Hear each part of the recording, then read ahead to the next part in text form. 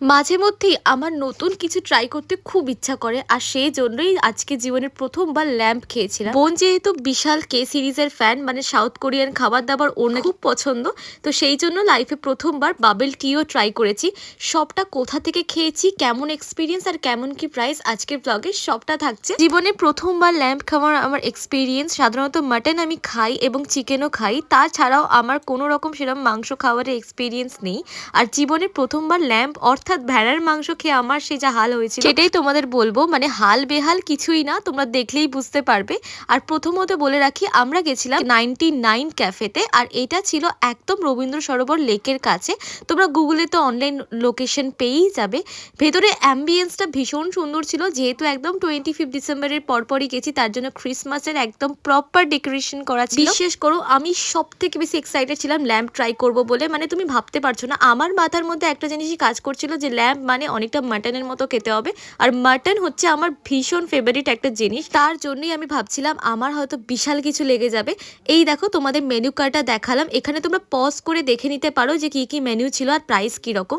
আর তারপর আমরা অর্ডার করেছিলাম hot and spicy chicken wings, কারণ ল্যাম্প অর্ডার করার আগে আমি চাইছিলাম কমফোর্টেবল কিছু অর্ডার করা, যেটা খেয়ে অ্যাটলিস্ট যদি ল্যাম্পটা খেতে না পারি তখন প্রবলেম হয়ে যাবে। তারপর প্রথমেই ল্যাম্পের আমরা ডিশ অর্ডার করি, সেটা হচ্ছে ফিলি চিজ স্টিক, যেটা কি খেতে একদম বেসিক ছিল, আর ল্যাম্বের খুব স্ট্রং একটা স্মেল আসছিল।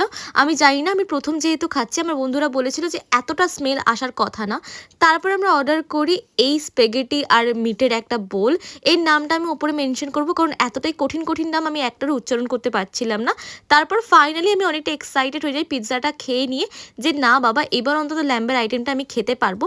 বাট এটা মুখে দেওয়ার পর আমার মনে হচ্ছিল এর থেকে বিচ্ছিরি খাবার আমি জীবনে কোনোদিন খাইনি। মানে সিরিয়াসলি বলছি, ল্যাম্প সাধারণত নাকি এই ধরনের খেতে হয় না, বাট ট্রাস্ট মি খুব বাজে খেতে ছিল। মানে আমি একটা পার্সেন্টও এটাকে মুখে দিয়ে রাখতেই পারিনি বা চেবাতে পর্যন্ত পারিনি। তোমরা যারা মাটন খাও না তারা তো খেতে পারবেই না, তোমরা যারা মাটন খেতে পছন্দ করো আমি বলছি, মানে ল্যাম্বের একটা খুব স্ট্রং গন্ধ ছিল, যেটা সহ্য করা আমার পক্ষে অত পসিবল হচ্ছিল না। আর তাছাড়া একটু ফ্লেভারফুল ছিল না, জানো তো। মানে কোনো মশলাপাতি নেই, না আছে ঝাল, না আছে নুন, না আছে কোনো মশলা। মনে হচ্ছিল ভালো করে একটু তড়কা দিলে জিনিসটা একদম খেতে পারফেক্ট হতো। বাট ওই যাই হোক, ইন্ডিয়ান টেস্ট বাদে সবকিছু ফিট হওয়াটা একটু মুশকিল। এবার আসি খাবার দাবারের দামের ব্যাপারে। প্রথম যে ফিলি চিজ স্টিকটা নিয়েছিলাম ওর দাম নিয়েছিল 399। এছাড়াও লাস্টের যে স্পেগেটির বোলটা ছিল তার দাম নিয়েছিল 599। এছাড়াও বাকি ডিশগুলোর দাম নিয়েছিল ওই 169 করে। সব জিনিস সস্তা হলো, ল্যাম্বের ডিশগুলো অনেকটাই ওভার প্রাইস লেগেছে আমার খাবারের টেস্টের তুলনায়। তারপর চলে যাই সোজা বোবা টি ট্রাই করব বলে। বোবা টি আমি অনেক দিন ধরে দেখছিলাম চারিদিকে সবাই ট্রাই করছে, আর খেতে নাকি খুব সুন্দর। তোমরা আগের একটা ভিডিওতে দেখেছো অ্যাক্রোপলিস মলের ওখানে আমি বাবল ড্রিঙ্ক ট্রাই করেছিলাম, টিটা ট্রাই করিনি। তো আজকে আমি চলে এসেছি সো ইয়াম বলে এই দোকানটায়। ক্যাফে 99 এর একদম পাশে এই দোকানটা ছিল, সো ইয়াম বলে। আর এখানে ছিল কোরিয়ান স্ট্রিট ফুডের একদম কি বলবো সম্ভার যাকে বলে।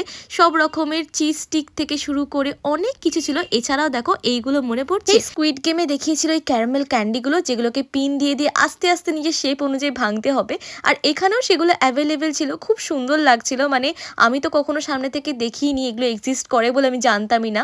তো যাই হোক, তারপর ফাইনালি আমাদের অর্ডার চলে আসে। আমি অর্ডার করেছিলাম চকলেট বোবা টি। এটা ছিল ট্যাপিওকা পার্লস দিয়ে, মানে যে পার্লটা ছিল একদম চুই টাইপের, মানে চিবিয়ে খেতে হবে, পপিং বোবা নয়। আর ওরা ট্রাই করেছিল টারো বলে একটা ড্রিঙ্ক, যেটাতেও কিন্তু ট্যাপিওকা পার্ল দেওয়া ছিল। কারণ আগের বারে আমরা পপিং বোবাটা ট্রাই করেছিলাম, যেটা আমাদের খুব একটা ভালো লাগেনি। তবে এইটার টেস্টটা কিন্তু অসাধারণ ছিল। মানে চকলেটের যে কোনো আইটেমই আমার প্রচণ্ড ভালো লাগে। আমি সাধারণত এইসব ফ্লেভারফুল জিনিসপত্র নিয়ে একদমই এক্সপেরিমেন্ট করি না। যেমন ওরা সবাই যখন টারোটা অর্ডার করছিল আমাকেও বলেছিল, তো আমি একদমই চাইনি। আর এই ট্যাপিওকা পার্লটা এত সুন্দর খেতে ছিল, এত চুই চকলেটি ক্যারামেলাইজড, মানে উফ একদম অসাধারণ ফ্লেভার ছিল একটা। তারপর আমি আমারটা ট্রাই করার পর আমি ভাবলাম ওদের টারোটা একটু ট্রাই করে দেখি।